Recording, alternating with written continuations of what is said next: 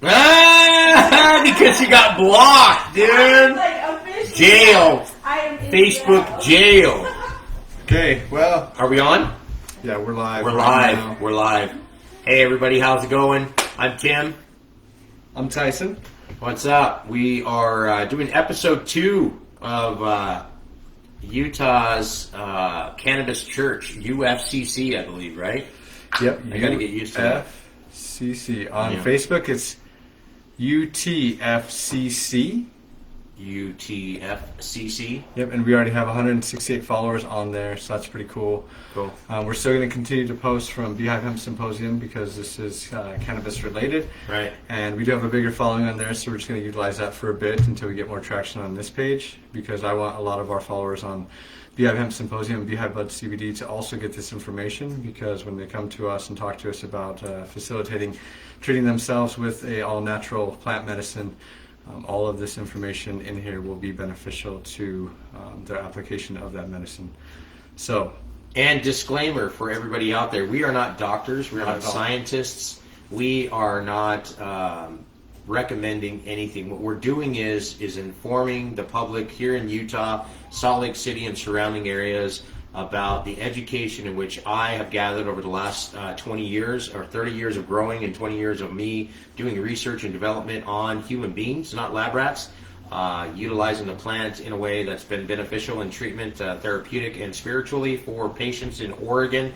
I brought that mentality back here, and Buddy Tyson is not a doctor.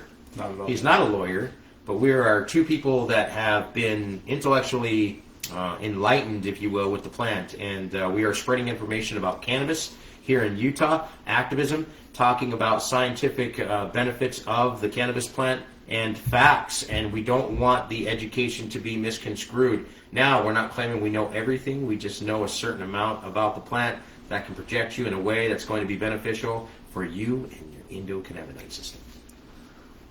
That's it, man. Great intro. Yeah, wonderful intro. Yeah, that was nice. Call it a day? Yeah, that's it. Ready to go home? All right, we're done. No. Okay, just kidding. We're still in. So, yeah, I see you got some Palo Santo up there. Yeah, I got some Palo Santo. You want to grab that real quick? You got a lighter? I don't have a lighter on me. My girlfriend stole my lighter this morning. How dare she? Yeah. What's up, man? We're here at OG Cannabis Products Company, if you will, and we're here with Carly and Sarah, and they're doing their thing in the background. We got here before hours so that we could do this podcast and talk a little bit about what we're going to be talking about today is the endocannabinoid system. So with that introduction and lighting a little bit of a Palo Santo, if anybody doesn't know what a Palo Santo is, it is a spiritual wood, if you will. Some call it a holy wood. Yeah, a holy wood. A lot of times in churches, people light the Palo Santo for blessings and to ward away any evil spirits or any negativity from the environment or where you're at. And we want to be positive about what we're talking about. We want to smudge the area. And this place is really energetic and positive anyways, but we always want to project things in a way that's going to be positive and yeah, so that's what we do. Yep. So I just want to segue into utilizing the plant to assist you along your path of healing. It becomes very crucial that you start to understand where your issue is coming from. So, for example, if someone comes to me and says, I'm stricken with anxiety and I just can't stop my mind from going, I don't immediately just jump and say, hey, this cannabinoid will fix all your problems. This terpene will be your save-all, be-all. It's best to segue into something in considering that what they do on the daily in regards to how they wake up, how their hydration levels are, what they're eating, how they're able to go about their day, working through their to-do list, how they interact with their family. All these things are a huge factor, and those will make leaps and bounds in regards to helping people along the way in fixing themselves, I guess, quote unquote fixing. But I just want to put that out there to raise the importance of that. So if you're talking to somebody and they're not asking you those things, maybe you should talk to somebody else and get a second opinion. So that way we're getting to the root of the issue. And a lot of that has to do with what we have going on internally. So I just want to tell us that before we moved on into the endocannabinoid system and applying the medicine. Right. So the reasoning for this specific episode and podcast, we were going to have Mario on, but timing was kind of off, and so we'll bring Mario back on for our next episode because it's really important to hear a lot of these things that need to be fixed in Utah right now about the medical marijuana program, and also what patients desire, what they need, what's applicable for the patients, how these things are going to be working inside of the body. So it's really important for us to share the intellectual value of medical patients here in Utah, and him being, of course, the first one. But everybody's important, just not the first patient, but everyone is important. But collectively, we all have an idea or a thought process in which we are using this wonderful plant for our medication or our medical value, and it's really important to us to have people like that on. But unfortunately, timing was a little off. We'll get back to that, and we'll get him back on. We have a couple other people we're going to be announcing coming on as well. But the reasoning for this podcast is that last night you guys contacted me and showed me a video of two individuals without saying any names, because we're not about that. We don't need to do that. We don't need to do that because you and I aren't about exposing people. What we want to do, though, is we do want to expose the truth. Yes. Again, I know a lot of people say, well, how do you know that you're the one to listen to? How do we know that your intellect is going to be more valuable than the next person's, and so on and so on? So we all have this collective endeavor, and this collective endeavor is to try to figure out what makes the grass grow. How can we use this wonderful plant to be beneficial into our bodies? And it all has to go with my expertise is trial and error, research and development. I mean, you got to do R&D on these things, and kind of that's where we wanted to kind of go with this episode. Is talking about the endocannabinoid system. What is the endogenous system that we represent inside of our body? And it has everything to do with this base of lymphatic system, your central nervous system, your DNA, the bone, the blood, and the brain barrier, which we're going to talk a little bit about, molecular makeup. This homeostasis in which we have inside of our bodies from when we were born. We have this wonderful endogenous system. Cannabis has a phytocannabinoid system.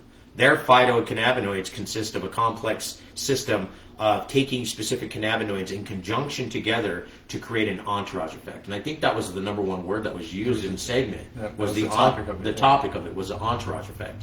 And if anybody doesn't know what the entourage effect is, it's a full spectrum cannabinoid profile of all cannabinoids working in conjunction together to create this this facilitation of the entourage effect, this whole purpose of the plant. And there were some things I saw on there that not necessarily was wrong information, but just kind of lead in information down of a rabbit hole I've been down with my expertise of patients indirectly that have been suffering from a magnitude of different ailments that are severe.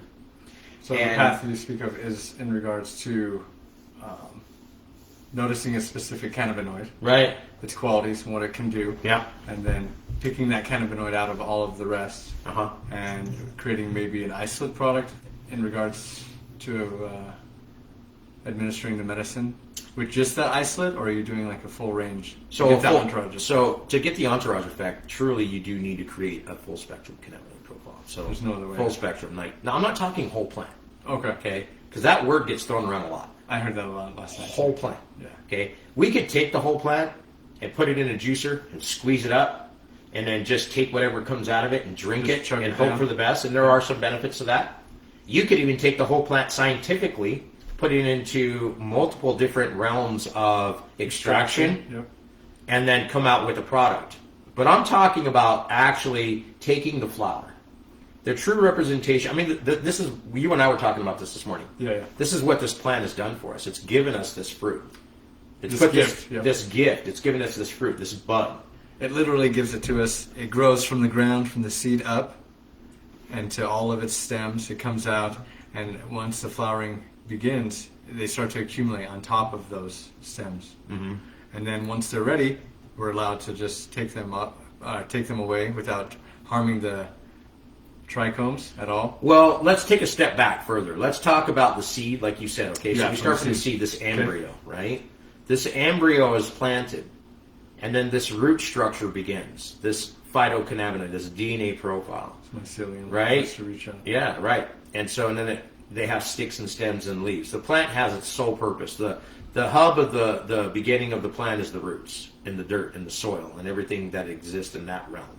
And then you get your stems that come up. The stems are a hub. They have these stem walls, these stem cells, kind of like what we have. And what that sole purpose of that plant in that endeavor is to store things mechanically inside of the plant. Inside of the stem wall. There's inside of the stem wall. If you cut the cannabis plant in half and you open it up, at mature time, you'll see little individual pockets inside of that, inside of the stem. If you look into a microscope, you'll find more pockets and more pockets and more pockets to where you can't see to the naked eye. And that's where this stuff was stored. Endogenously, Okay. these stems, these pockets will represent storing certain elements of the plant in a specific time. We're talking about CBGA, right? Yep. CBG, CBCs, CBDs, THCA, THCB, all these components, along with terpenoids, flavonoids, and all these other things in conjunction. And what the sole purpose of these stem cells or stem walls inside of the plant is to store specific nutrients and specific carbohydrates, etc., and then expel that at a certain time in the plant's life. So that's that hub of the plant. And then you got leaves that come out. And these leaves' sole purpose is to absorb sunlight or absorb light in some way. Store that, right? Interact with and this food. establish an Send that ecosystem. into a sensory reproduction, or not reproduction, but a sensory production area that also distributes information into the plant. It sends in the solar panels, the light, the nutrients, right? And then all of a sudden the buds will start to create. So from a bract, So we have stage one, which Stage is one. rooting, yeah, mycelium. yeah, Then we have stage two, which The is stems, the stem cell right. walls, and Then the leaves. accumulating. And then instead of stage three is the leaves come out to Yeah. absorb the sun and Right. its environment around it, the exactly. wind. And then stage four is the accumulation of the Female sex organ will start to show itself. in the pre-pre. That's called the bract. BRACT. And inside of that bract, BRACT. yeah, Okay. inside of that bract will be stamens, right? Okay. Pistils. Okay. Those will become exposed at some time. Through the exposure of that will come this wonderful benefit of the plant exposing itself to nature and to us. That's the buds. Okay. Now, it's taking everything we just talked about in design by nature, because this plant's been here for thousands and thousands of years. By itself. And what it's doing is it's creating the perfect storm for us, for our body, right? And for the world and life around us. So as it starts to accumulate these buds and start to take these pistils from the bract, from the female sex organ, and expose itself, it's bringing in cannabinoids. And one of those first cannabinoids is CBGA, cannabidrolic acid, right? That's the And first that's- one to accumulate. or to- Accumulate as far as coming into fruition with one of those molecules of, people like to call them chemicals. I don't call them chemicals. Scientifically, you can do that, I guess. That's kind of a terminology you can use. I hate that word chemical, so I don't hate anything, but I dislike the word chemical, right? Okay. So anyways, typically, and then so you'll get your CBGA. That's the It's kind of a precursor. a stigma behind It's a chemicals. precursor, right? Okay. It's an acidic form. So you have two kinds of forms of terminology. You have acidic, and then later on, as you start to synthesize or actually cook these products, you'll end up representation of an acidic, from acidic to alkaline. This is where the endocannabinoid system starts to get really embellished. This is where phytocannabinoids and endocannabinoids conjunction and come together through that entourage effect. Okay. So you start off with CBGA, your THCA, your THC, your delta 8, etc., etc. So you have this full panel of all these cannabinoids that this plant has synthesized for us, right? Or not synthesized, but really came in conjunction with everything. If we take the plant, if we take the leaves and we take the stems and we take all these things and we put them in conjunction, it inhibits the growth of the plant. And I'll tell you why. Is because if we take a whole plant product and we try to put it in conjunction, our bodies are not structurally sound to understand that. We have a metabolization.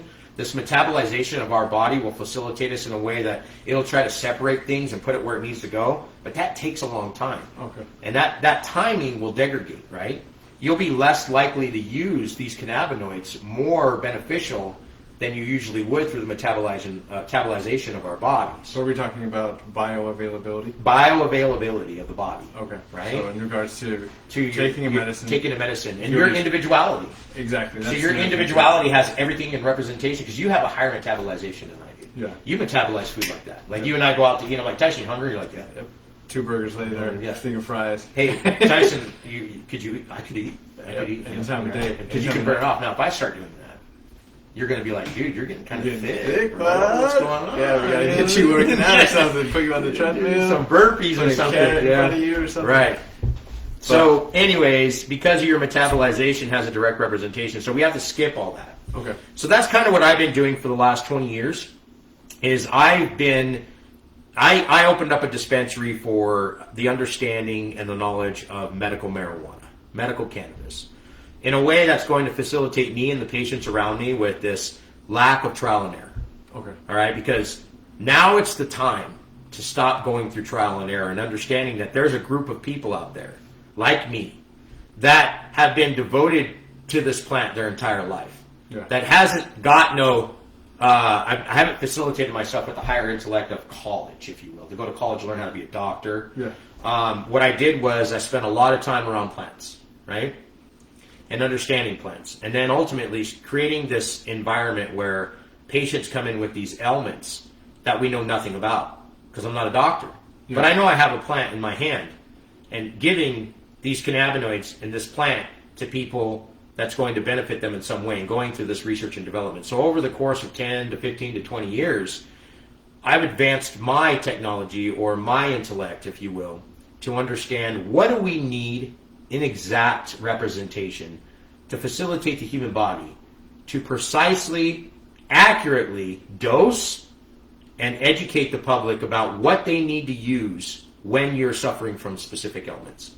Creating an entourage effect for our endogenous system, but taking everything in conjunction as far as the buds. Taking away the stems, the sticks, the seeds, and everything. Families. Taking that, there are specific enzymes in flower that we could. That's why it's so important for us to smoke anywhere else. Yeah. So taking just the bud. Even vaporizing. Yep. You know? Very good. So. Right. And eating it. You know what I mean? Yeah. Ingesting it. You know, in a way that's going to be applicable. But understanding that our endocannabinoid system has to be woken up first. We have to wake the endocannabinoid system up. So this is acclimation. Yeah, exactly. So when we have a patient that's never tried cannabis before, ever, and they're just like, I heard it works. My neighbor used it. She has severe migraines, and she was having problems sleeping, and she took this tincture or tincture, or she smoked a little, and all of a sudden she said it's the best sleep she's ever had in her life. That's what I want. So we have to educate the public correctly on how to administer these low doses or low forms of cannabinoids to become represented in the body a correct way, so that we don't go through that trial and error for people. Trial and error is good, but those times are over. Yeah. We've evolved, right? Especially in minor cases. I think so. In regards to sleep issues, in regards to minor anxiety. Exactly. Maybe in minor digestive stuff. Like, we should be able to hit that nail on the head pretty quickly and assist them throughout that endeavor of healing themselves. Right. But to jump back real quick in regards to the whole plant, I just want to clarify, because the stem cell walls of this building within the plant, stage 2, as it's pushing up all of those things in there, up to the bud, if you will, the flower, then they're no longer appearing in the stem. Well, they're in the stem a little bit. Okay, so cannabinoids will stay inside the stem, a little bit in the roots. Like trace amounts? Trace amounts, right? You said it was hollow when you open it up. Right, it's hollow when you open it up. Its sole purpose is to store specific properties to embellish that into the plant later on, right? Okay. So we started doing a lot of R&D on, I was doing a lot of reading literature in about 2008, 2009 about how the wonderful benefits of roots can actually, they like to use that word, cure illness and disease. So I said, okay, I have some experience with taking roots. And when you talk to people about, and this is what makes a true botanist, somebody who can talk about all plants, not just marijuana, cannabis, right? And so this is kind of gets thrown around. I've been very fortunate that in my family, your grandmother, my grandmother used to use plants. healer through plants and herbs, and she only used homeopathic methods to treat our illnesses when we were kids, and she did a wonderful job. She's still doing a wonderful job. She's alive. She lives in Colorado, and she still can and possess these. She gave this knowledge to me as I was a child. So there is a specific thing that you have to do to make roots applicable inside of the body. Now, we could just take roots and eat them, but they taste bitter. Sometimes they can actually cause nausea. They can actually make you It's sick. actually hard on your mouth. There's neurotoxins inside Chew on that of stuff. yes. There's neurotoxins in the roots that sometimes when people eat can make your mouth numb, do exactly what you're talking about, Yep. make you sick. So there's things that you have to do with roots. So you have to understand roots as a whole, right? So you can't just go and take a cannabis plant, take the roots, wash them off, throw them in a blender, blend them up, put them in a pot, boil them, and then strain them and then drink them. It doesn't work that way. What you have to do with roots is you take a root, okay, and a root is a diuretic right away. Yep. Like most roots are diuretics. What does that mean? That it will what? Dehydrate you at some time. If you, like, say for instance, if you take roots of dandelions, okay, and you take dandelion root, all right, and you eat dandelion root raw, or you boil it. Which some people do in replace of caffeine, Okay, coffee, yeah. or utilize dandelion root. So this is for you. It's a supplement. It's a diuretic, right? And what happens is it starts to make you dehydrated. So you have to consume 4 times the amount of water that you normally would just to take that root. Utilize this medicine. Yeah. So what do we do to counteract that? We have to, somebody's beeping out there. Sorry, that was a little bit of a distraction for me. So what we have to do is we take the root, we dehydrate it. Okay. We dehydrate the root. The root don't dehydrate us. Put it back on the root, yeah. Right. You suffer So we dehydration. counteract that. So we take the root and we dehydrate. Now you can dehydrate any way that you want. You can do it naturally, out in the air, which takes a long time. You can use dehydrators. Yep. So what I did was I started hearing lots of benefits about the roots, right? So I dehydrated the root. I took the root and made it into a tincture.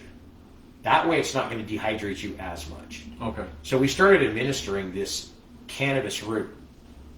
And we started making it in concentrated forms and administering it to people. And it was helping with IBS a little bit. It was helping a little bit with headaches, but nothing too crazy. You'd have to take a lot. But are you talking as soon as you started administering it? Or No, like after a week or two? No, it would actually have to take a little bit longer, a day or two. And we're talking about going through a couple years of trial and error of the roots, just the roots alone. Okay. Like really like solo mission into the roots. You know what I Honing mean? in on that, Just yeah. honing in on it, Honing right? it. Sitting at the dispensary, just working in, because I was real fortunate to have a kitchen in my dispensary. Okay. So I was able to cook all day long, right? Yes, yeah. So I'm just getting into it, reading literature. No one was doing this. No one was really breaking into it. There was a few people in Colorado, but they were getting some benefits, but it really wasn't to its full potential of a holistic benefit, if you will. Okay. So I was like, you know what? I'm just going to go ahead and cut dry this. I'm going to put it in my arsenal. I'm going to say I did it. It was good, but it wasn't treating cancer. Okay. It wasn't. Actually, dandelion root treats cancer better than roots of cannabis, if you could believe that. And why do you think that is? Because of the natural benefits of the dandelion root are more applicable in the root as a tulip-like Yep. root, right? And Than all cannabis. all the stuff that's in there doesn't. Because cannabis pull up to isn't the a top. root. Cannabis isn't a tulip. Nope. Like it's not. dandelions. You know what I mean? So then I took the stems. So we started pressing stems Okay. and seeds and leaves, and we started pressing this. And this is all acidic form. Okay. So it was raw. I would take and we would flush our product again. Solo mission, dude. 2-3 years. Just okay. Let's try to see what these guys are talking about. And we would pull some cannabinoids out of the stems, and we Okay. would get it tested analytically, and we'd get like 10% of this, 5% of this, maybe a little bit more. So you're thinking, no. this And we is would take some of doing the something, trim. actually. The trim would actually have more benefits. So I said, okay, the trim from the bud and the leaves are actually a little bit more beneficial. So see where we're going? We're going from the root to the stem to Exactly. the top, right? Yep. Everything's going to the top. So the plant's slowly showing us what's the most beneficial properties of the plant. And my research and development reached to the point to where it got to the acclimation of just the buds. Stripping away the very essence of everything else that I've done all my research and development on, right? Yep. On human beings, not lab rats. Okay. Not an assumption of what we've read on Google. This is actually growing the plant myself For this purpose. with these hands Yep. for this purpose of trying to figure out what we can do to help people, right? And then putting it into This fruition. is, Tyson, this is years, bro. I know. This is years. I'm not talking about something I know. that's done in months, bro. I'm talking since 2001 when I went to Oregon and just started beating down the doors and finding strains and just solo mission, bro. Late night, 2-3 o'clock in the morning, bro. You know, examining the plant on a Someone molecular had to do it, structure, yep. right? And people have been doing this. Yeah. It's just that this was my trip, you know. And so what we did is I came to the conclusion that the best essence of what the plant truly represents is going to be the bud. So I take the buds and I start creating this entourage effect that surpassed everything I've ever done. And that's what I want to talk about today, is this endogenous system of terpenes and cannabinoids and flavonoids. All right? Because in the segment that we seen yesterday, they were saying that terpenes don't really have that big of a right. At all. At all. Do they interact with the body without cannabinoids? They interact with the body without cannabinoids in a way, and it's just probably not just the best thing. They were kind of talking about almost synthesized mentality of it. That really, really, really, really disturbs me. And I'll tell you why. Is because if we have people in Salt Lake City, Utah, or in Utah in general, okay, spreading information about a plant, that their own intellect only goes so far, and bless their souls for what they do, but forgive them for what they do not know, right? Yes. So I love the fact that they're engaging in all this. This is great. With consistency. Yep. With consistency. But don't put a camera in front of your face and a microphone if you're going to be spreading information that's taking patients only so far. Because a lot of patients here in Utah don't have that kind of time. They don't. I'm working with a cancer patient right now who has stage 4 pancreatic cancer, right? And they want to pump this person full of chemicals. The family has withdrawn from those chemicals in chemotherapy and radiation and taken them home. Intravenously introduced vitamin C infusions and IVs because the patient's not eating. Not understanding that the pancreas is derived behind the stomach. It controls insulin levels and all these other benefits, right? You are what you eat. Right. So we administer cannabinoids into the body, okay? Yep. Medicinally. They went to the dispensary and acquired THC. They have a medical marijuana card. Through an oral form, or do they use Oral form and smoking. Okay. And so I'm not going to talk about the dispensary that they went to because that's not fair for us to do that. No, we won't be doing anything like that.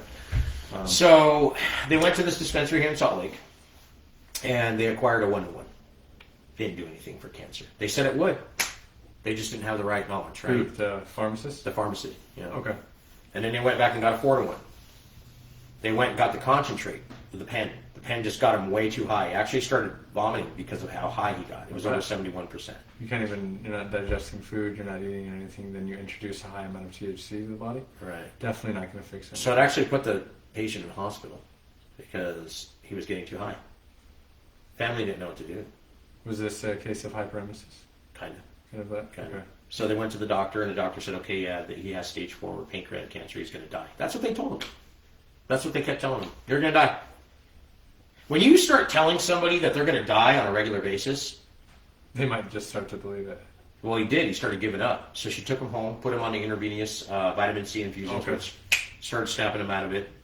Appetite's still kind of screwy, but she got a hold of me through one of the wellness centers, right? Yeah. And then, so I go and do a home visit, which you and I do a lot. We talk to people, Yep. right? So I went there and talked to him, and we started administering the medication in a way that's going to facilitate them to make them better. And so in a matter of an hour and a half, I cut out all trial and error for them. The patient is comfortable. The patient is at ease, starting to eat again, and the hydration levels are rising, and no pain, feeling good. Yep. No chemotherapy, no radiation. They've opted out. He's just not going to do it because he's done it once before because he had a bone marrow transplant or something. Oh, okay. So this is what I'm talking about. This lack of education is making people sicker. And this is the problem that I have with that, is that I go to a lot of these home visits and I talk to people and they said, you know, I'm writing all this down, Tim, and everything that you told me to do, I'm doing, and it's making them better. Why is it that you're telling me to do this, but I can't go to a registered licensed facility And get the same information. Right. Why isn't this shared across the Right. board? So we have to make sure that this right information, I'm not saying I'm 100% right, Tyson. I'm No not. way. We're not saying that. I'm not saying that I'm 100% right. I've just acquired a certain amount of knowledge that has progressively pushed our patients a lot further than others. And these are the kind of things that we want to talk about. So this endogenous system that we have, this entourage effect, Yeah. has to have all cannabinoids, as many possible. Full spectrum. Full spectrum. What is full spectrum? Full spectrum is More than 1 to 2 to 3, maybe even 4 cannabinoids working in conjunction together to yep. create an entourage effect. And that includes terpenes. Terpenes are probably the most beneficial essential oils you can possess with cannabis. It's actually what is used to cross through the threshold and the blood and the bone brain barrier for the lymphatic system that I use and that I possess with my medicine, and teach other people to do with their medicine correctly, so that we can project through. Did you know that 90 to 95% of all concentrate companies winterize a de-waxer product? Winterize and de-wax. Do you? So what is that, man? What's winterization and de-waxing? I can't describe it. Will you please? So I'll tell you what it is. And Tim's my mentor. He teaches me all these things. Winterization and de-waxing is a facilitation of using ethanol or alcohol isopropyl. And what they do is they build this beautiful uniform of cannabinoids inside of the oils, and then they rinse it with alcohol. And the reason why they do that is so that it's more thin, more they make it seem like it's more thorough, right? Okay. But what they're taking away is the very essence of the lipids and waxes that you need to use as a catalyst to cross that blood, that bone, and brain barrier. If you do not cross through the threshold of the blood and the bone and brain barrier, you will not accomplish your goal like you want to be applicable for medicinal cannabis. Now, if you want to get high or just get cannabinoids in your body, that's easy. Yeah. I mean, that's a no-brainer. Put everything in a pot and just drink it. Drink it then down, you'll yeah. get it. But if you really want to treat major illness and disease, you really want to keep those lipids and waxes in there. But that's hard to do, and it gums up a lot of the systems, and a lot of people don't like using it. So when they're you're winterizing, that strips the medicine away from the wax. What it's doing is, we got a granular trichrome head that looks like a mushroom head, and these gooey outer layers is the granular trichrome head, and then those outer gooey layers are enriched with flavonoids and terpenoids and essential oils, omega-3s and 6s, etc. By taking away those things and only having the cannabinoid, you raise the potentiality of potency, right? Okay. But that's it. So you're just heightening the awareness of the cannabinoid. So you're making them very, very strong. You're trying to get that psychoactive trigger. Psychotropic. So here's another thing that I was watching on a Utah company that was representing their CBD company. Okay. And they were saying that CBD isn't psychoactive. That's a false narrative. For sure. All cannabinoids are psychoactive, which is great. As soon as you consume them, as soon as you consume them, they're not psychotropic. They're psychoactive. Psychotropic gives you that high, if you will. That I'm really, really spacey. Yeah. Well, a complete head change. But we need psychoactive, right? We do, So when you consume even CBD flower, it gets into the brain and it attaches to the dopamine in the brain, but it starts in the stomach. So when you have this entourage effect, you have to, and this is a fact, and I'm not talking shit here. Okay. This is a fact. You guys ready?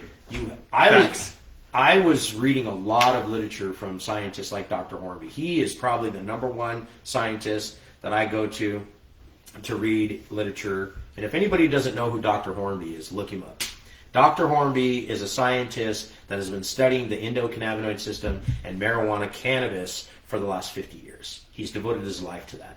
And he's actually what most people go to and understand and listen to his lecture and his teachings and his scientific background on fact of the endocannabinoid system, the entourage effect, specific cannabinoids, and understanding what endogenous system, what phytocannabinoids and endocannabinoids work in conjunction together. And his information and his philosophy always stands is that you have to wake up and interact with the CB2 receptor first.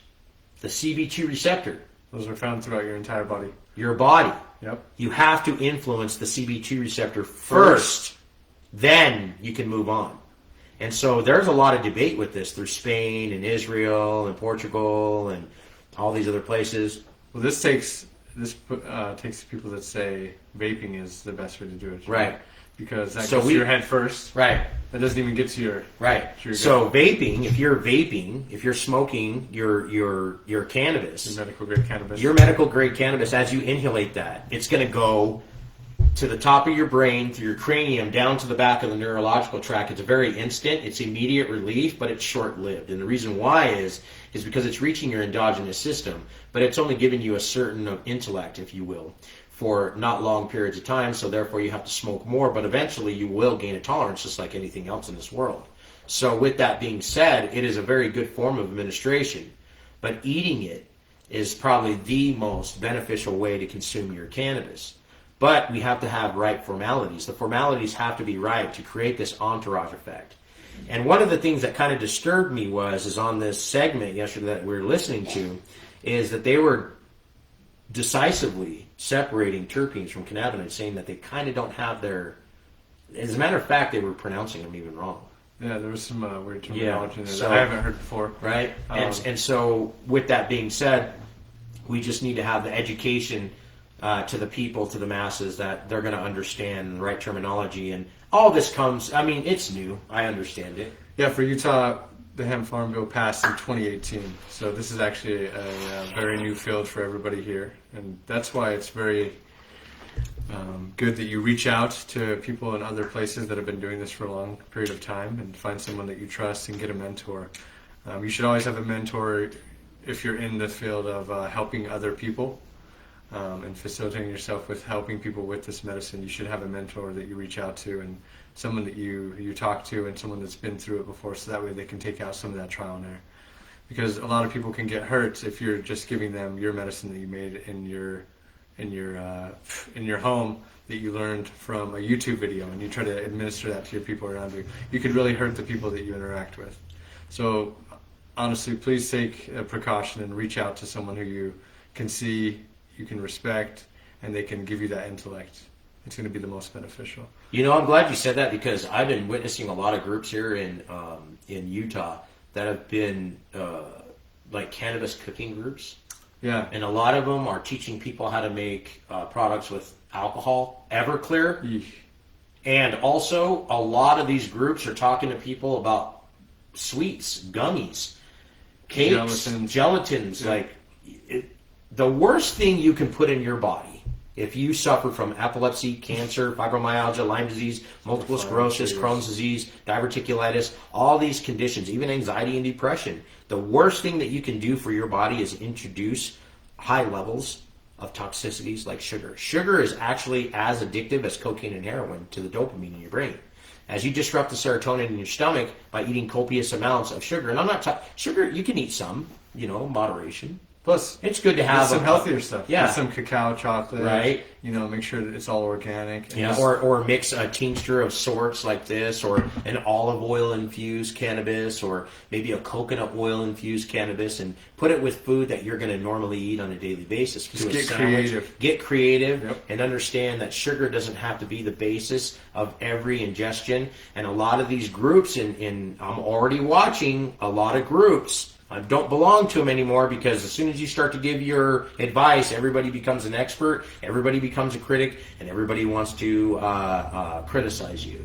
So I'm not part of a lot of the groups on there, but I watch a lot of the groups and I read a lot of the comments. And what I'm watching is that a lot of people are making cakes and pies and sugar, and as you eat those, cannabis is really beneficial. So if you eat a brownie and it has cannabis in it and you eat it, it's going to do great wonders to your body. You're going to feel great. I slept wonderful. Your whole mindset will change. You keep eating that sugar like that, you're going to be gaining weight, and you're feeding the very essential autoimmune deficiency disorder, or the cancers, or the non-applicable mentality of a healthy diet inside of your body. You're being counterintuitive.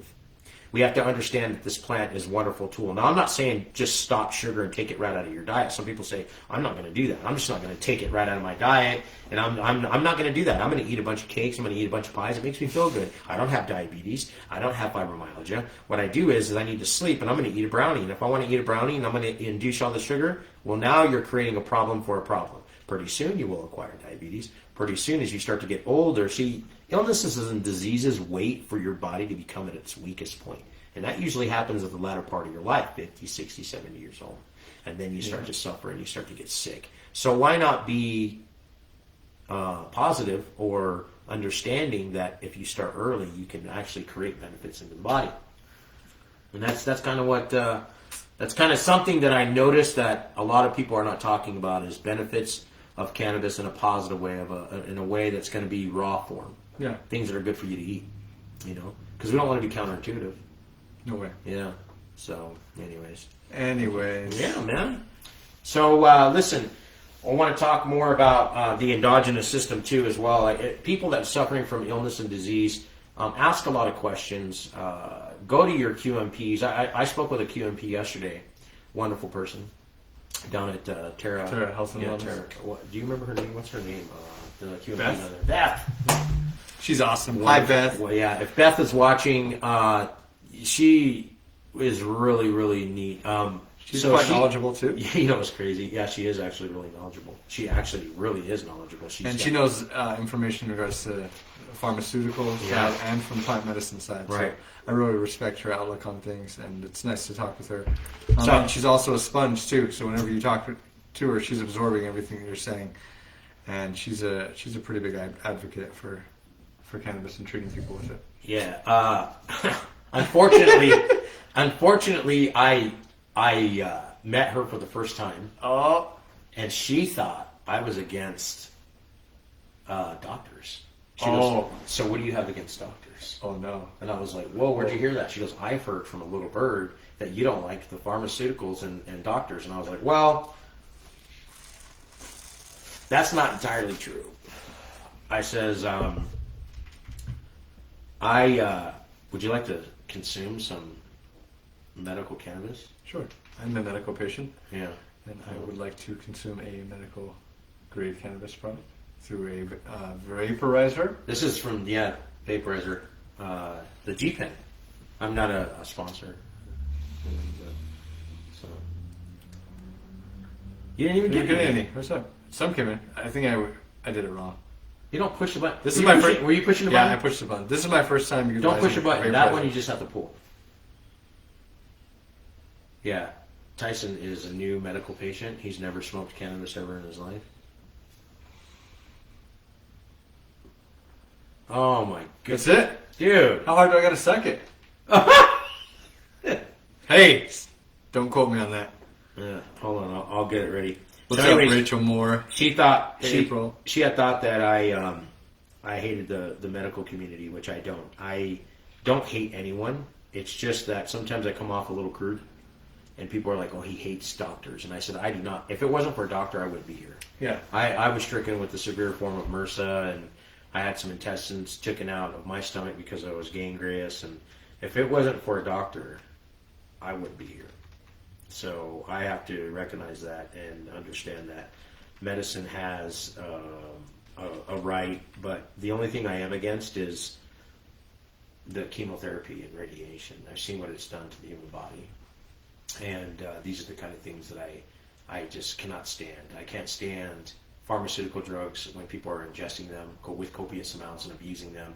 And there's a lot of good people who end up becoming addicted to pharmaceutical drugs, not even knowing that they're addicted, and then they create a dependency, and then they can't get off their drugs. Yeah. A lot of times people start off with back problems, and they get surgery, and then they end up getting addicted to these pharmaceuticals, and they don't know how to get off.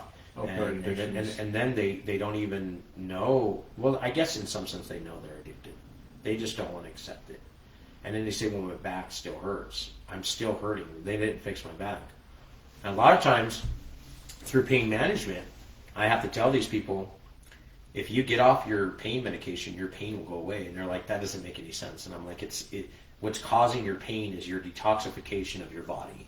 You've consumed so many chemicals in your body, and your liver is so dependent on these pills. When you don't take them for hours at a time, your body starts to ache. It starts to hurt. Yep, you are codependent. Where you were hurting before, that's right? Where it goes to. Hey, exactly. So more. Then what we do is we take, tinctures and edible forms of products are best for pain management people, and they ingest those in exchange for their opioids or their barbiturates or whatever they're taking. And what happens is they slowly start to wean themselves off of their opioids and their pharmaceuticals, and they start getting better and better and better. It's easier said than done. It is easier said than done. But again, bro, this is why we need to have the right terminology. This is why we need to have the right education. And we need to spread these words. And I think that's kind of the reasoning for this podcast. And in regards to stopping the medications that you've been taking, you have to do it under your physician's care, and they need to be fully aware of what you're doing and why. So if they've prescribed these medicines to you, you can't allow anyone else to come into your realm and say, hey, start taking this and stop taking your medications, because they can be very harmful if you experience withdrawals.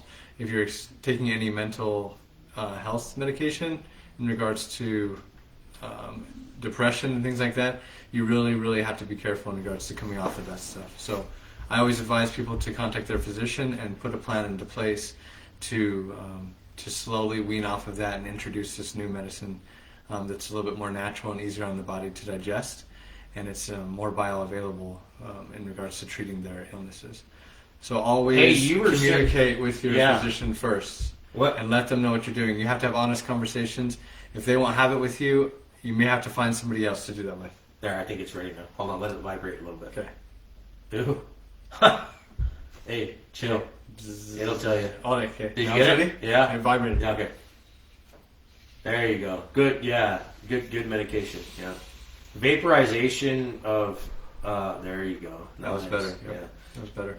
Vaporization Thank you so much. of flower is a real beneficial way to smoke. But I'm going to be a killjoy again. Here we go. All right? Because you know me. I gotta point out those things.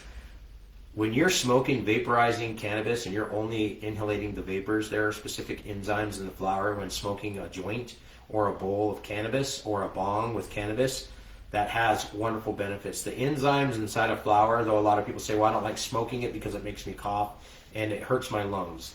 I went to Terra Wellness yesterday, and I had a physician do a little physical on me. You know how they do that? Yeah.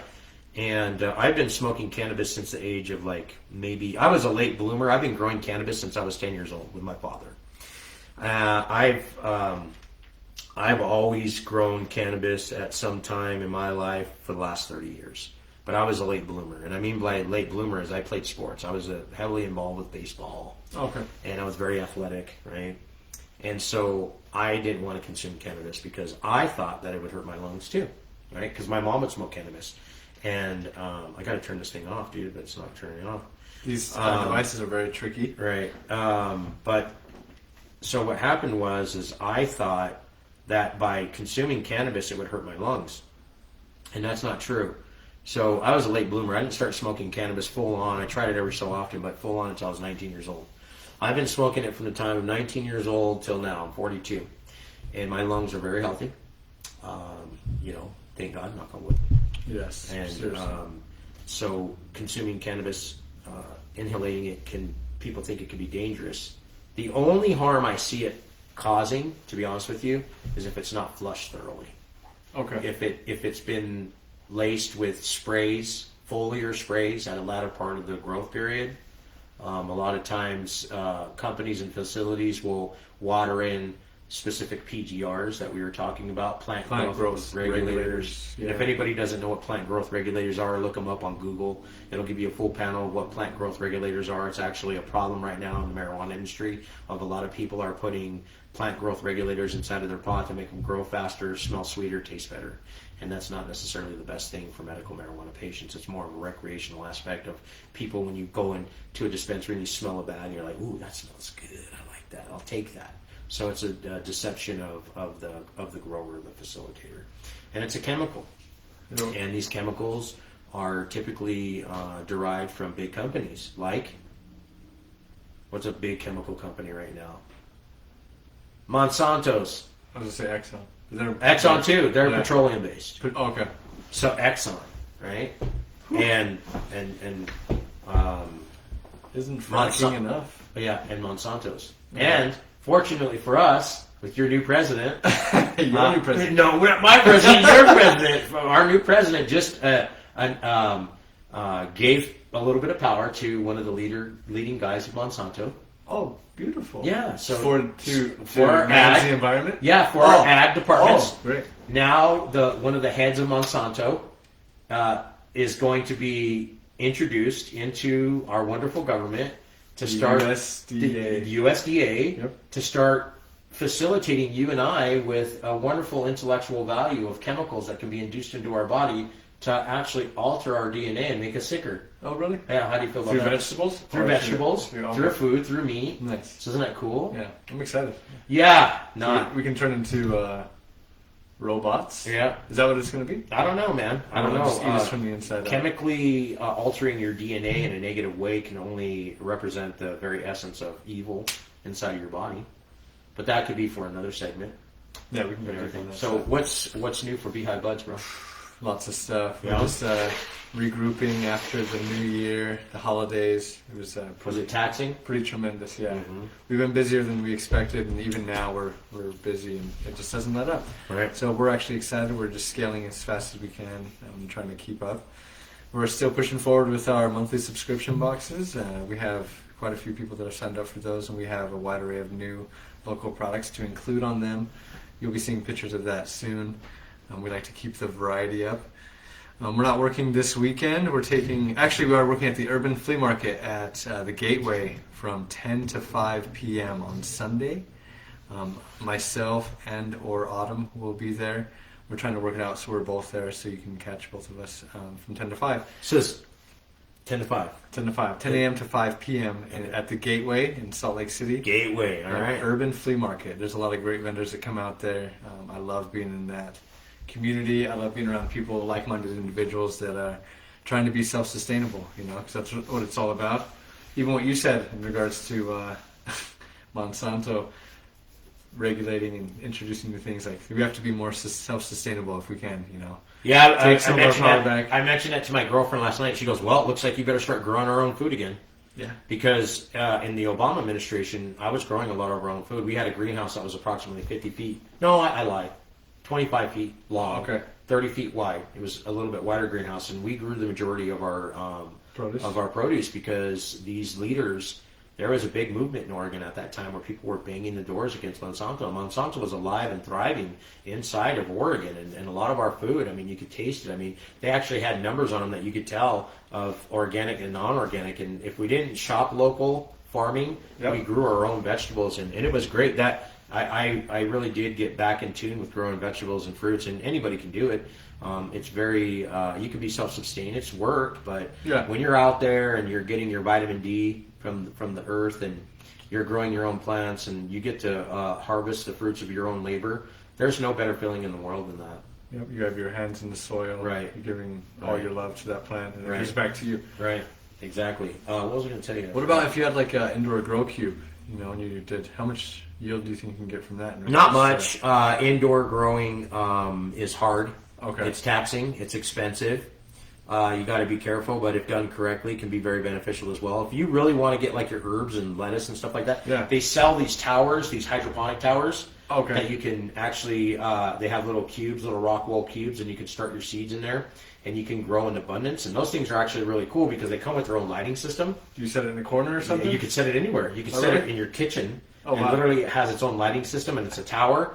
And you can get them anywhere on Amazon, That's awesome. anywhere that you can find them. And what happens is it'll start growing it is hydroponic, Okay. but it will grow your vegetables and your herbs and your fruits very quickly. You can grow tomatoes in them.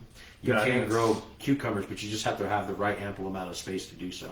See, what I would always refer people to do or insist or anything like that is, are we good on time?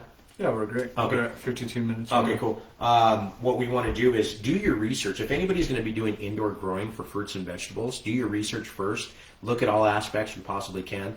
Create a budget. Stick with that budget. Go organic as much as possible so that you're benefiting yourself. But do a lot of research. Just don't go off half-cocked and start ordering a bunch of equipment because you run yourself down a get rabbit hole, expensive, yeah. down a one-way street to a dead end. And it always ends up that way, and then you give up, and then your confidence drops. And growing is all about confidence.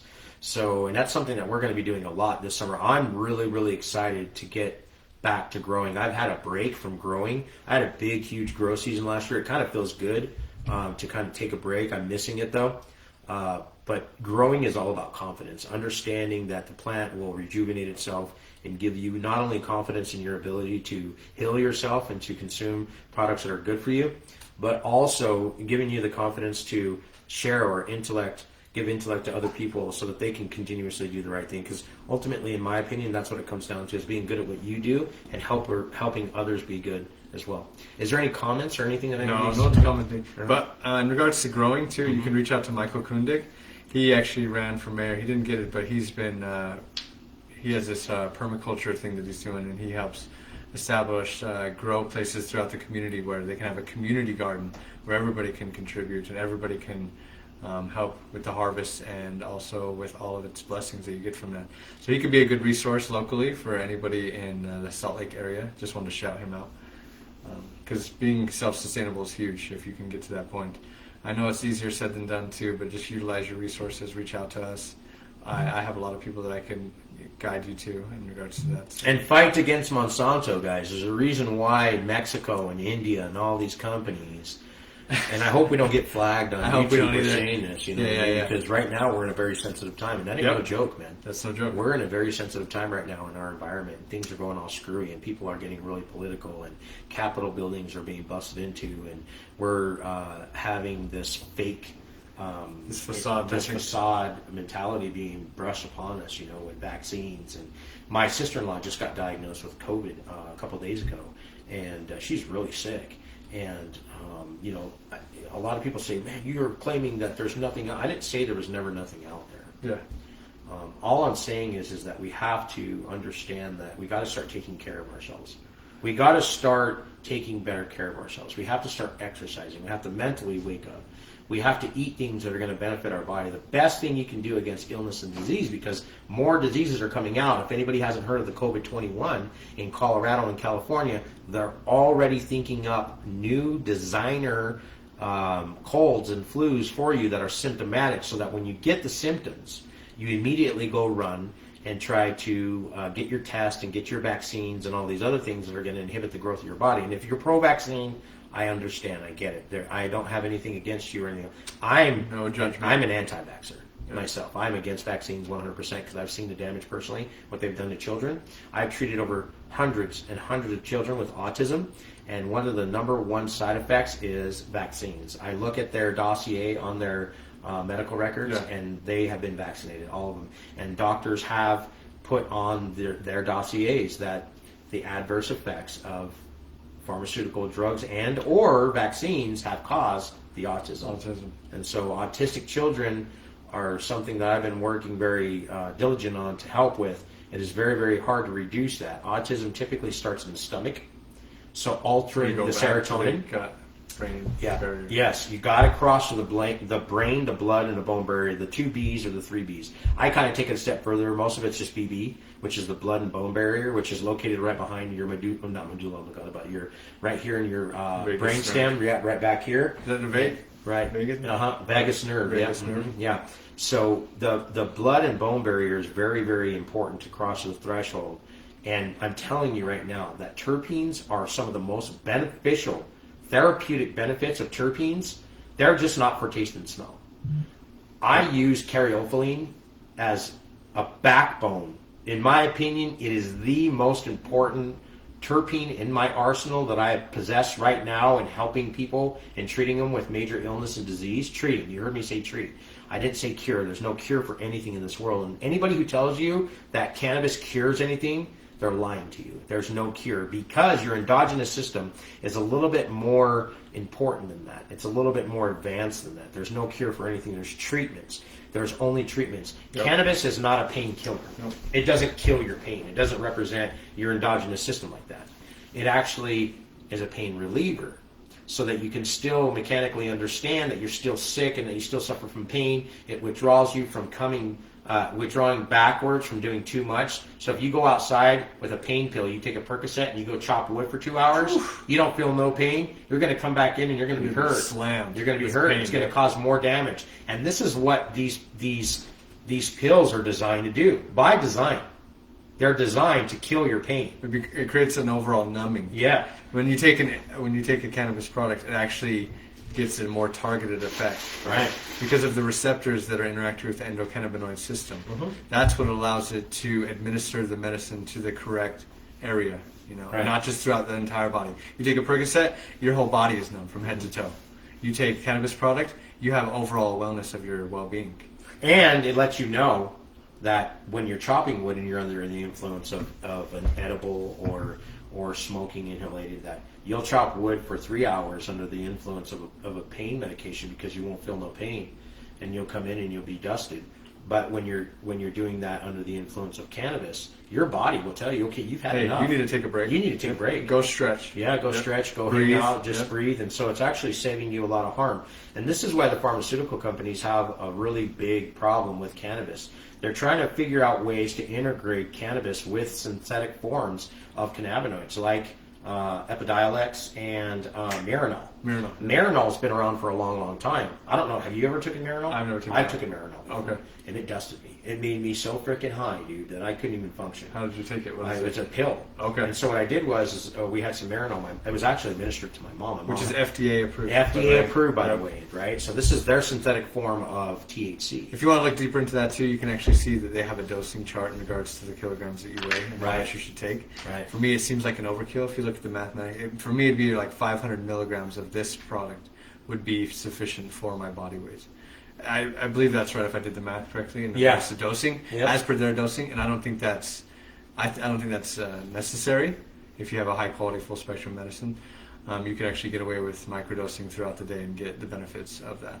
Yeah. But I have never taken it, so I can't speak of it in those terms. But Yeah, Marinol. My mom had some. They prescribed her Marinol for anxiety, right? And this is before medical marijuana was even. My mom used to. She started getting addicted to Valiums and Percocets when she was younger. And this was like 19, 20 years old. My mom suffered from severe anxiety, still does. And so they would give her sedatives to calm her down. And she just hated them. They would Like give her stomach Somas? aches. No, Valium. oh wow, Valiums and Percocets. Okay. And so Valiums during the day and Percocets at night. So my mom would actually trade these pills for marijuana. And she started smoking cannabis when she was 19, and she found more benefits for her anxiety through cannabis than those pills. So she started talking to her doctor about it.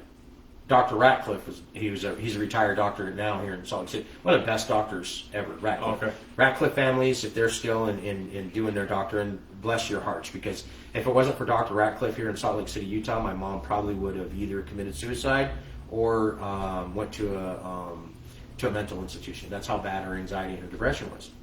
So with that being said, Dr. Ratcliffe actually prescribed her Marinol. okay, Gave her some Marinol. And this was back, dude, way back. Okay, way back. They had, I don't even know if they called it Marinol, but it used to just get her high. She didn't like it, right? So she had some pills left over. And we moved to Oregon and for a stint for a little while in 1989, and they prescribed my mom Marinol there. So she was using Marinol in back then, and I took some of those, and I was messed. It was almost psychedelic. oh wow, It messed me up, dude. And they used to give those to cancer patients. It's THC enriched with synthetic molecules as well, enriched, and it just got me high. Interesting. I mean, it gets you so high you can't even really function. You know, It's some probably- people like to be it might there, be but I good didn't like to for- be there. cancer patients too, they can get that glimpse, of I don't know, man. psychedelic experience. I don't know. No, not that kind of psychedelic experience. Oh. You're talking about a different psychedelic Yeah. experience. You're talking about a psychedelic experience that is pure. Euphoric. See, when you get a psychedelic experience, a lot of people have seen, if you get a psychedelic experience that is chemical laced, Yeah. that's not right. Well, it you can throws easily- you it can get brings that. demons out, bro. So if you do in regards to LSD, that LSD is and chemical mushrooms based. is chemical based, but in a different way. But you saw that if you do them side by side, you're going to notice the differences, and that is the difference that you'll find. Yeah. That'll take you somewhere else. That's When I take mushrooms, in-depth conversation. If I took mushrooms or if I took LSD, I don't do psychedelics anymore. But I did psychedelics a lot when I was younger. Okay. And it opened up my doors of perception, so I don't have to take them anymore. But some people still consume psychedelics. But when you consume those kinds of psychedelics, it opens up a realm so that you can observe yourself, and it's very therapeutic. What I'm talking about, this side effect of a psychedelic is like interdimensional dreams of like just your inner demons of negativity, and just you wake up in cold sweats, and you're in a realm of like dire straight, and it's really bad to have a psychedelic experience of induced psychosis like that. Because you just thought, hey, I'm taking this cannabis, Yeah. this synthetic cannabis, and then it brought you to that. Right. And it scares you. And your body digesting synthetic Yeah. chemicals like that? What other kind of reaction would you think to have? Right, exactly. It's hard on the body. It is. So all these things come in conjunction with cannabis and all this good stuff. So We will revisit that. I just hope doing later.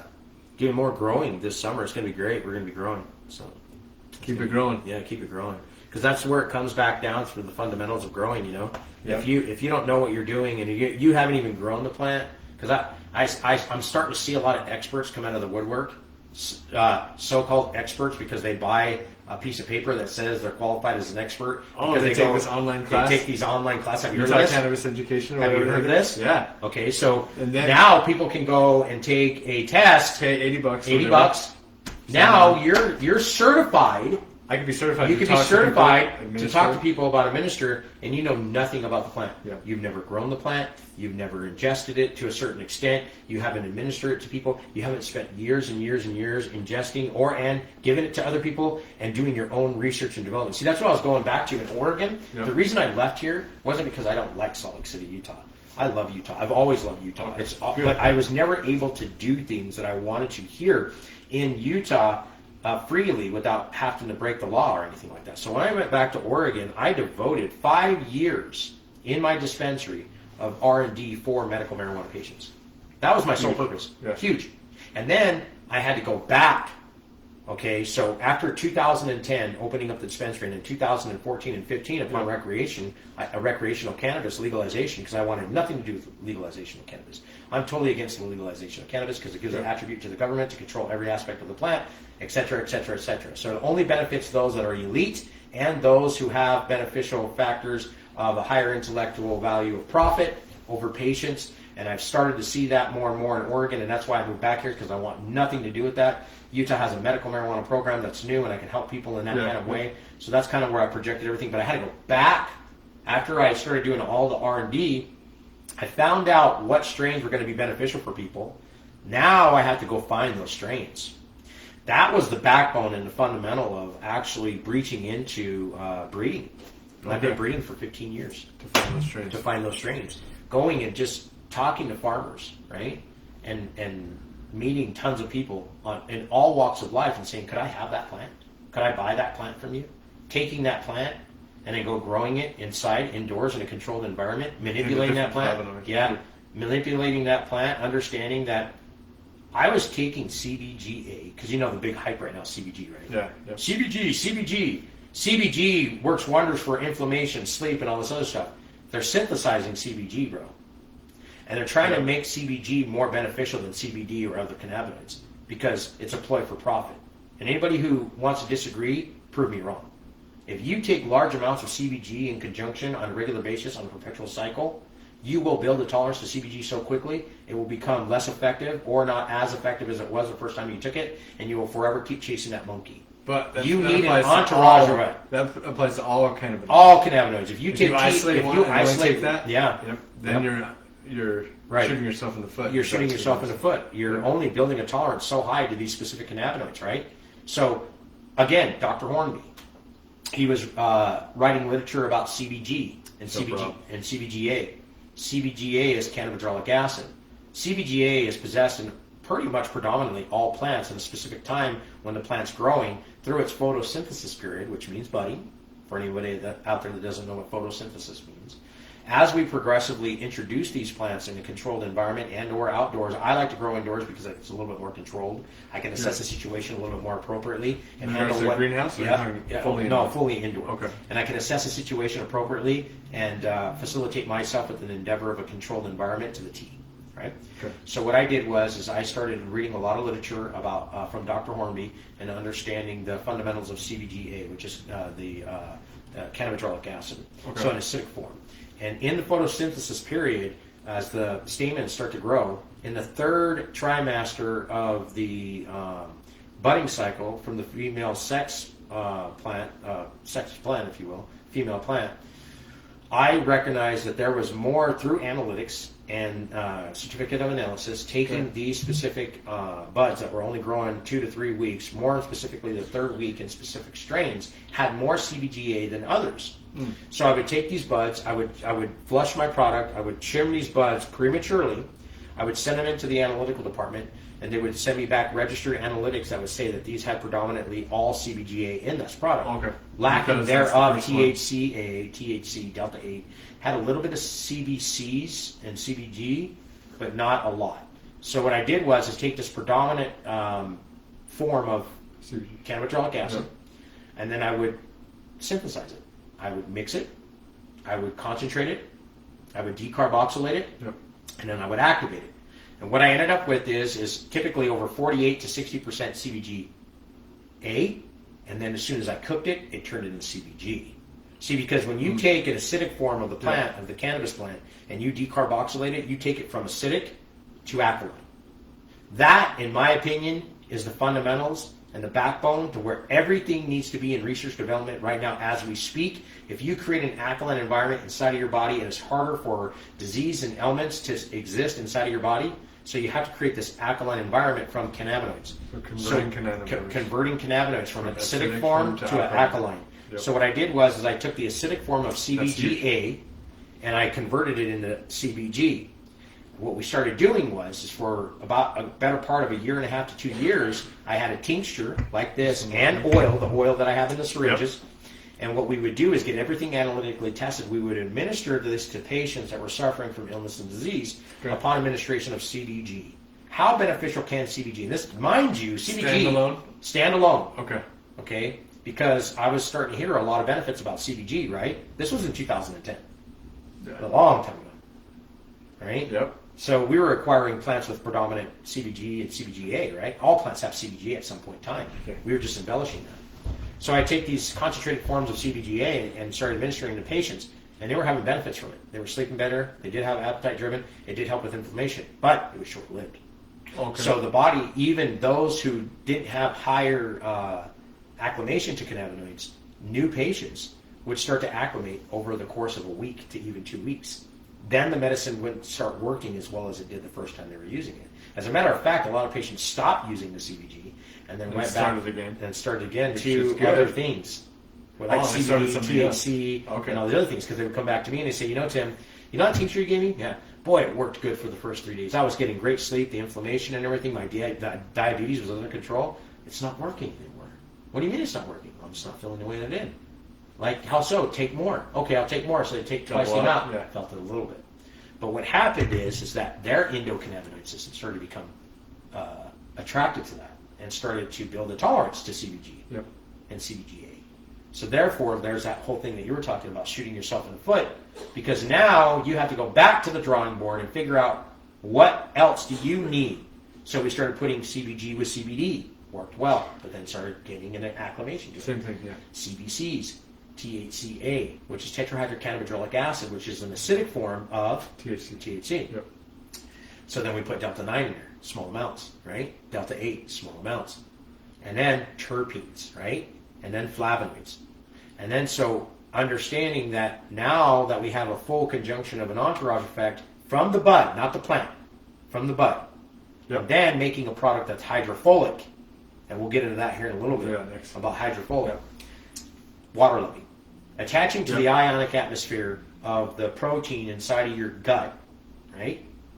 Using the lymphatic system as a delivery service, keeping specific lipids and waxes in conjunction with the product, with omega-3s and 6s. Do you get where I'm going here? Yeah. Everything.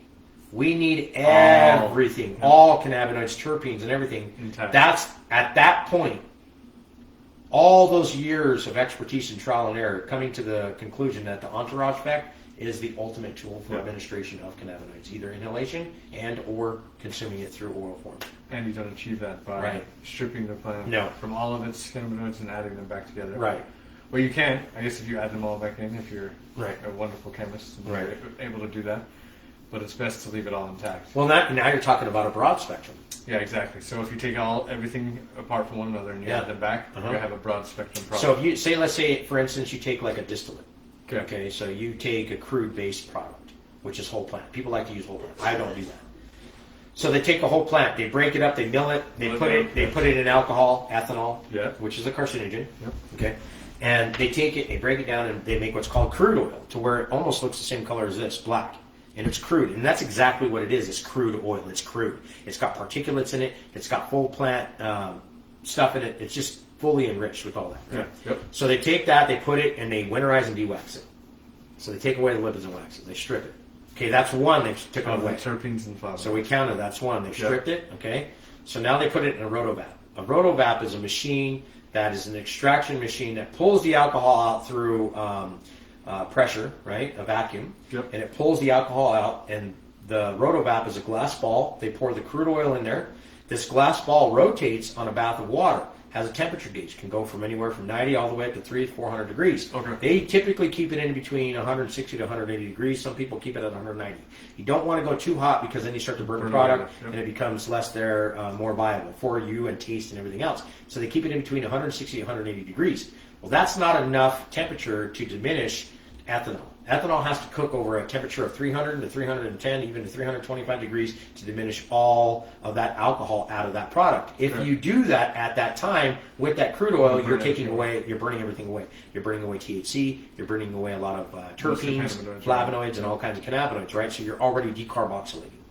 So what they do is they put it on a bath of water and they rotate that. And then at some point in time, after rotating on that bath of water, and they extracted what they feel is the essential of their alcohol out of there that they rejuvenate and use later on, which is less potent, but we'll get into that later. They take that product as it's warm and they pour it into a Pyrex pan. Some people do. Okay. They pour it into a Pyrex pan and they put it in a vacuum oven. They put it in a vacuum oven, they push start, and they let it muffin out, and they think that takes the majority of that alcohol out.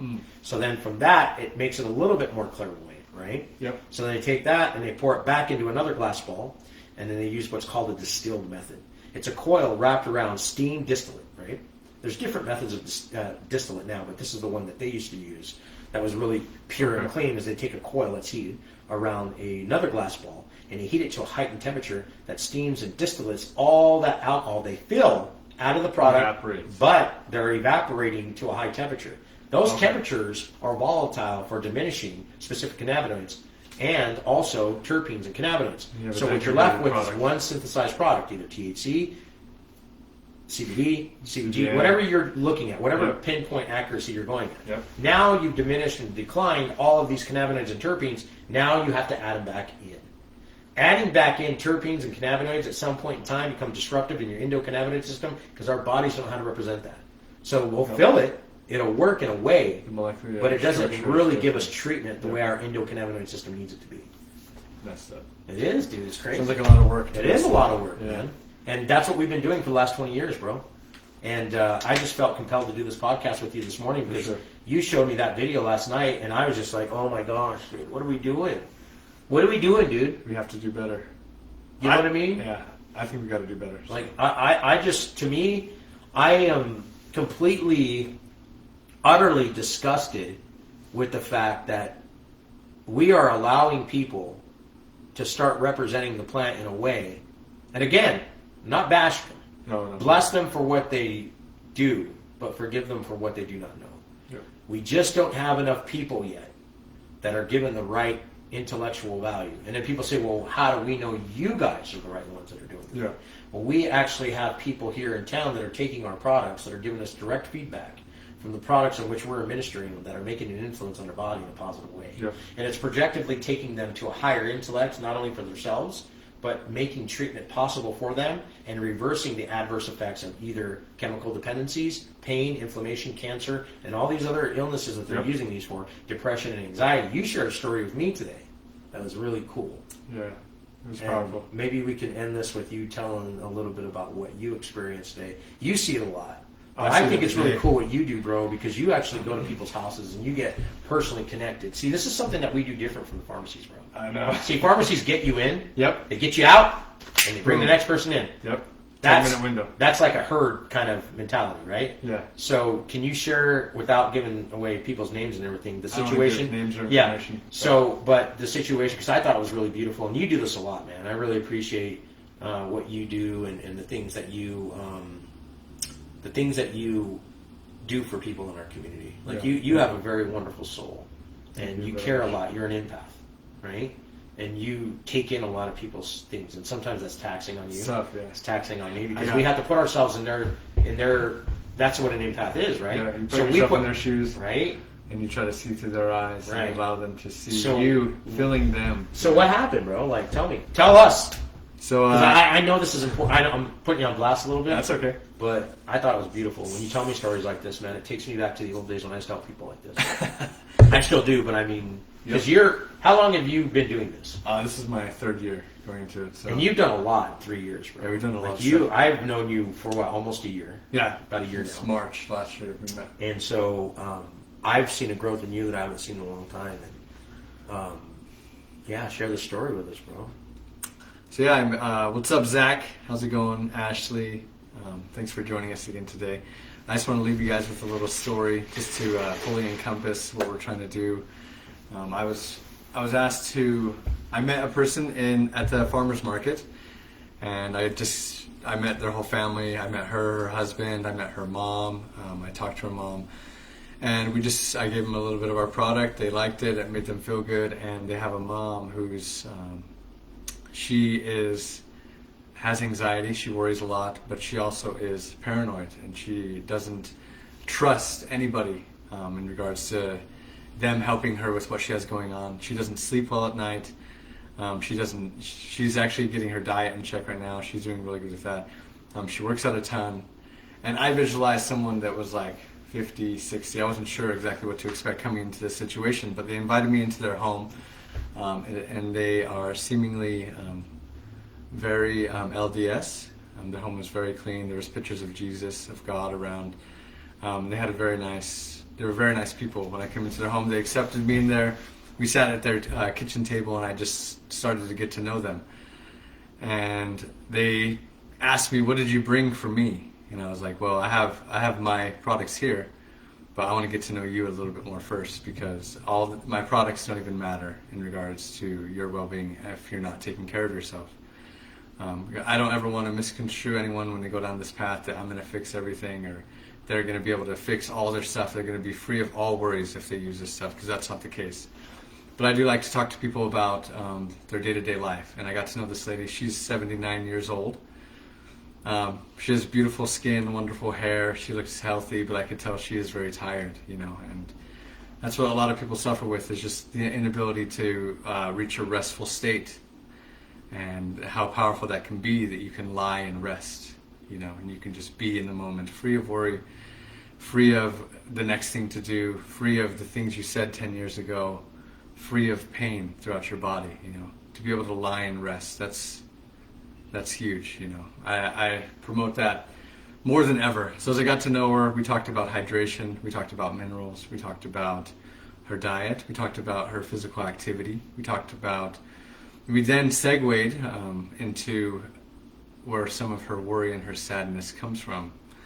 And it's her connection to her son, that she didn't have a good time raising him. She had other kids that she raised really well, but this one she just felt like she didn't give enough attention to. And she shared with me that she visualizes times when he was a kid where she remembers him being sad, and how she didn't console him. And so I just sat and I let her tell me these things, and I said, "Well, you've already said your sorries, and he has said that he forgives you, and maybe the relationship isn't how you expected it to be, and maybe you feel like you should continue to say sorry because it will feel better. But if he says he forgives you and he's moved on, I think you deserve to let go too. And now you can start to, from this point forward, maybe next time you call him, you just say, 'Hey, I want to see you.' And if he says, 'Well, for,' and just say, I want to try something new, something I haven't done in a long time. And that could be, I just want to hug you and to hold you. And from there you can start to rebuild the relationship." And she wept and wept. And I did too. I'm an empath. I feel it right now. I feel when I look at my kids too. I want to make sure I hold them and console them as much as I can, so I don't have that same regret. And I hope you guys move forward without regret. And if you do have regret, and you do have sorrow, and you do have despair, I hope that you take accountability, and I hope that you move forward in your action to heal that relationship. And only then can you fully feel the impact of the plant. And it will help you from there, that point forward. Yeah, man, that's powerful, dude. It's powerful because when you told me that story, I thought, here's a lady who is involved with the LDS Church. Utah is very Mormon. It was founded on Mormon ground, and here's a woman who's been suffering and wondering, and having regret is one of the worst things people can have at the end of their lives and through their lives. And life is forever changing, and things are really tough right now, and people don't know if they're going to make it or not. And there's a lot of transition going on. We're into the realm of Aquarius, if you believe in any of that, which I do. But people are suffering, and people are hurting, and they need help. And this plant can bring wonderful benefits to people, and it can hold a spirituality that a lot of people don't understand. It can take you in places that'll humble you, and it'll take you in places it'll reveal you about your true self. It'll actually allow you to break yourself down mentally and physically, and understand that the plant has this tool for us, and it is a tool. And we just want to spread and share that word with everybody. And I thank you for that story, man, because that's special. Because a lot of people are dealing with that. You know what I mean? So many people. And you're not alone. Yeah, you're not alone out there. So anyways, man, that was good. That was a good story. So what we got coming up, we're here at the OG Cannabis Company. We are doing a podcast here. It's not open right now, but they were gracious enough to let us in, and we really appreciate that. I appreciate OG. If anybody doesn't know OG, here's their symbol here. I got it on bottle. Look for this logo right here. They're someone we work generously with here. Yep. They are doing wonderful things in the community. OG status, if you will, and OG products. I'm looking forward to a lot more of them. Beehive buds, they've been around for a while. They've been doing wonderful things. Their products are great. Healing of the Nation. Remember, I believe it is the OG girls are talking, what is it, February 15th? Yep. They're going to have a... What time, Sarah? 11 a.m. to 1 p.m. February 15th. They will gather at the Capitol. At the Capitol. And we are not storming the Capitol. Nope. We are peaceful protesters. We are talking in conjunction of love and happiness, but projecting a personal well-being of individuals, like-minded individuals, and we have a lot to talk about, and we have a lot that needs to be heard. We have a broken system here in Utah, and the broken system is that it was broken from the beginning. They're only allowing certain aspects of the plan to be utilized in a way that they feel is the correct way to be ingested and administered. There's a lot of things that need to be facilitated and broken, and we need to work together in this. We don't need to be rebellious. We don't need to be fighting in a malicious way. We need to overgrow the thought process of the government in a beautiful way to show them that this plant has way more benefits than what we deserve. And one of the things that I'm pushing for in 2021, and I hope to accomplish by the end of 2021 or reaching into 2022, is give the ability for people to grow their own cannabis. Growing your own cannabis. Growing cannabis is the best form of activism you can hold as a patient and a personal well-being. So hopefully patients will be able to grow their own cannabis. I love teaching people how to grow cannabis. If you can grow cannabis and you can be self-sufficient, you don't have to depend on anybody else. I'm not saying that the dispensaries don't have the right here, but giving the ability to people to treat themselves and to help themselves should be the only viable tool that you need for your existence. You need to take control of your life. You need to take control of your endeavor, and cannabis can project that. But if you're inhibited through the growth of the laws that are elected to us, and you allow these people to control every aspect of the plant, we will fail. I have seen it personally. I've seen the destruction of what medical cannabis can do if led into politicians and people who don't understand what's going on. I'm not saying politicians don't have the right. We need the positions of power. We do need the pens to be mightier than the swords, but at some time we have to start talking about these things. I've seen the destruction of recreational cannabis. I've seen the destruction of legalization of cannabis. And if you allow people to control every aspect of this plant, and we don't give the viable opportunity for us to control our personal well-being, no one should ever be told what to do, lack thereof freedom. In my opinion, you need to be that kind of facilitator for yourself as freedom here and freedom here. And the only way to do that is to grow this right here, this plant, right there. You got to grow that plant yourself. You have to expose it. I know a lot of people don't want to grow that on themselves. They do like going to the pharmacies, and that's cool. I'm talking about those who want to help themselves and help other people be good at what they do. So, anyways, I hope everybody's having a wonderful day. This is the second episode. Tyson, dude, this is cool, man. That's dope, You know what I mean? I appreciate it, man. Let's go. I appreciate you. Yeah, big time. So, we'll be definitely letting everybody know our next person coming on. This is a local person. I don't want to give away the name right now, just because we've been kind of having some shady things happen when we start announcing the next person we're going to have on.